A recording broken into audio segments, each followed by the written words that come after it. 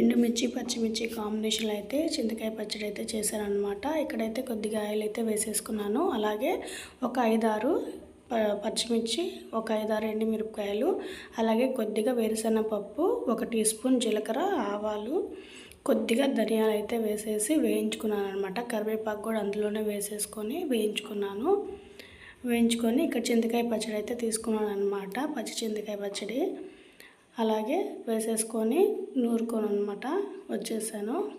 ఇక్కడ వచ్చేసి పోపుకి వచ్చేసి కొద్దిగా జీలకర్ర, ఆవాలు, అలాగే వేరుశనగపప్పు అక్కడక్కడ మధ్యలో తగులుతుంటే చాలా బాగుంటాయి అన్నమాట. ఎండుమిర్చి అలాగే కరివేపాకు అయితే వేసేసి ఇంగు వేసుకొని పోపు అయితే పెట్టుకున్నాను అనమాట. ముందుగానే రుబ్బుకొని వచ్చిన పచ్చడి అయితే ఇందులో అయితే వేసేసుకొని పోపు అయితే వేసేసుకున్నాను.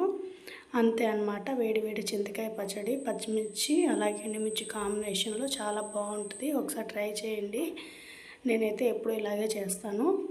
వేరుశనగ పప్పులు మాత్రం కంపల్సరీ వేసుకోండి. వేడి వేడి అన్నంలో అక్కడక్కడ పప్పులు తగులుతుంటే వేరుశనగ పప్పులు చాలా బాగుంటాయి అన్నమాట, క్రిస్పీగా. ఒకసారి ట్రై చేయండి. ఎలా వచ్చిందో నాకు కామెంట్ బాక్స్లో అయితే కామెంట్ చేయండి. వీడియో నచ్చితే మాత్రం లైక్ చేయండి, షేర్ చేయండి, సబ్స్క్రైబ్ మాత్రం చేసుకోండి. థ్యాంక్ యూ అందరికీ వీడియో చూసినందుకు.